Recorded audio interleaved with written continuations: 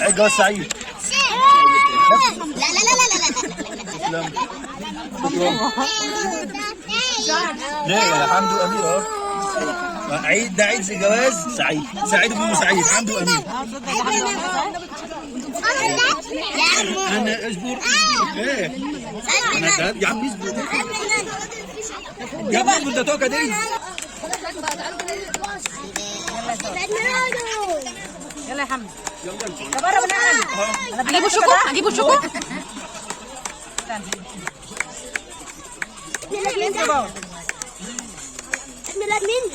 ازيكم عاملين ايه؟ يا رب تكونوا بخير وفي اسعد حال. في اول فيديو كده عرفت ده ايه؟ اكيد طبعا عرفت من اسم التورته طبعا ومكتوب عليها ايه. دلوقتي بقى انا قلت البس ايه بقى دلوقتي، البس البوت ده ولا البوت دون؟ كنت محتاره. عندي فستان اوف وايت وفستان لونه اقوى، فانا ما كنت محتاره انا هلبس واني واحد فيهم. فالمهم برضو قلت البس اني شنطه، السمرة ولا الاوف وايت. فالمهم استقريت وقررت ان انا البس الفستان الاوف وايت دون مع الشنطه. انا قعدت اقول لبنتي صوريني كده وصورتني، بس الصوره ما طولتليش في الفيديو خالص ان انا اوريكم الايه الطقم اللي انا لبسته كده كامل مع البوت مع الشنطه مع الطرحه. احنا معديين بقى على الخمير ده البوزه. قلت له انا عايزه، اكلت شربت 3 اكياس. ودلوقتي رحنا بقى قلنا نفسح العيال على اساس بقى هي يعني المناسبة بتاعتهم، هم مش عارفة كانوا هم اللي بيتفسحوا يلا مشينا. المفروض الخروجة دي اصلا يعني جوزي كده فاجئني قال لي ايه يلا نخرج. قلت له هنروح فين؟ قال لي نروح في اي حتة. انا عارفة ان النهاردة عيد جوازي فكنت بستعبط عليه، فهو رخر عارف يعني زي ما كنا بنستعبط على بعضينا. طب هتودينا فين؟ قال لي تعالي بس هنخرج في اي حتة. طب هنخرج لوحدنا ولا هناخد الاولاد؟ قال لي هناخد سما وإناس، هناخد محمد وإناس. تمام. فعدينا هنا ولقيته كده بيكلم اخويا وعمال يقول له تعالى احنا هنروح كارفور وكده. انا قاعده بقى بستعبط بقى وحاسه يعني بحسسها كده ان انا عادي، اليوم عادي بالنسبه لي. قلت انا لا، انا مش كل سنه بقى انا اللي افاجئه، انا عايزه انا اللي اتفاجئ. فروحنا هنا القاعه بتاعت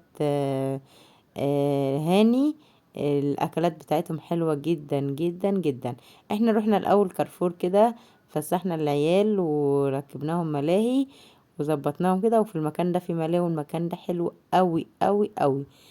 اي حد عنده مناسبة، عنده عزومات، عنده مناسبة حلوة، سواء عيد ميلاد، سواء عيد جواز، اي مناسبة، او عايزة تخرجي تاكلي بره في اي مطعم، تعالي هنا عند مطعم هاني في اكتوبر.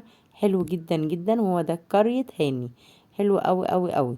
وهوريكم دلوقتي الفيو بتاعه. وبصوا كده الالعاب والغزاله والاسد والجمل، يعني بجد العيال اول ما شافوا المنظر فرحوا قوي. وهنا محمد بيغني. بص هنا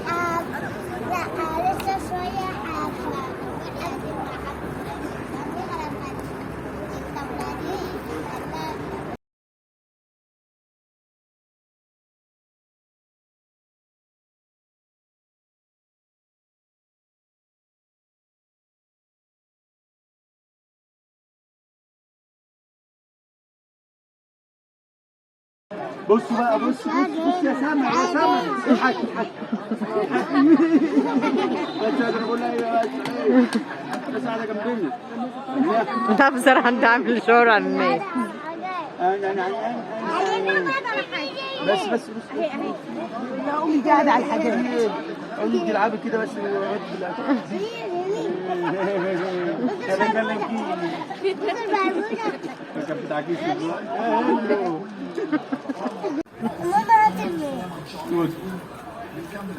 المهم ايه بقى خدت بالكم ازاي؟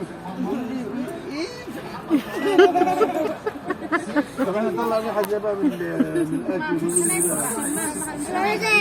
خد كل الريحة ومش مهم الطعم. طلع الريحة يا معلم. انت لحمه؟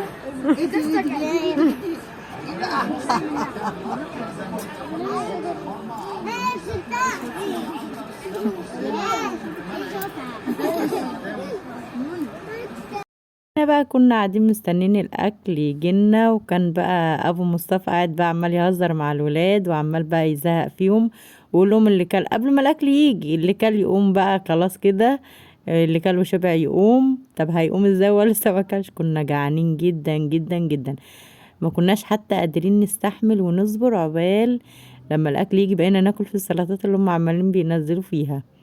لا الاكل بتاعهم حلو جدا جدا جدا، عندهم جميع الاكلات، من مندي للمحشي، ملوخية، اي اكل تتخيليه هتلاقيه عندهم. بصوا كده، ده كده مندي، كان بيوصف لنا يعني حاجة بس مش هقول لكم عليها. بصوا كده، شايفين الاكل شكله حلو جدا. اقسم بالله كان في ولاد من اللي قاعدين دول ما لهمش اصلا في الرز البسمتي، وما لهمش في الضاني والله من الجوع ومن ريحه الاكل كلوا. شايفين بقى الملوخيه، شايفين التكات والحركات، يا سيدي على الجمال. اقسم بالله ريحه الطشه بتاعت الملوخيه كانت هتموتنا واحنا قاعدين جعانين بقى. شفتي ما تكوني جعانه كده بقى وتشم ريحه الاكل، بجد بجد الاكل بتاعهم حلو جدا. شايفين نسفنا الاكل كله. جابوا لنا الكفته بقى والملوخيه كده بعد ما خلصنا، بس ما سبناهمش برضو، كلناهم.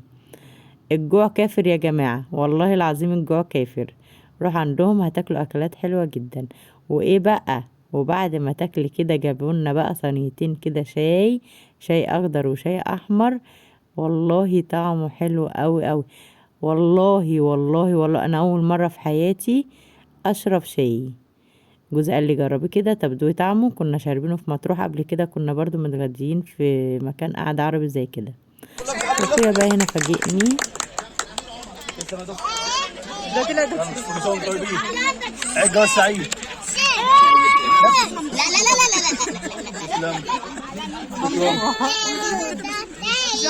ليه يا حمدو وامير اهو، عيد ده عيد جواز سعيد، سعيد بن سعيد، حمدو وامير.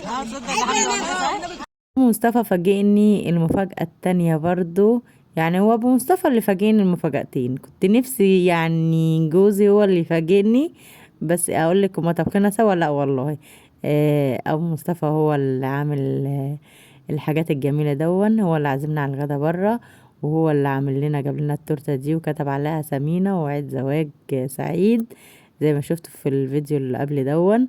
وبجد بجد اتفاجئت وفرحت جدا جدا، وبقول له تسلم لي يا ابو مصطفى وما تحرمش منك، وعقبال عيد الجواز الجاي ان شاء الله.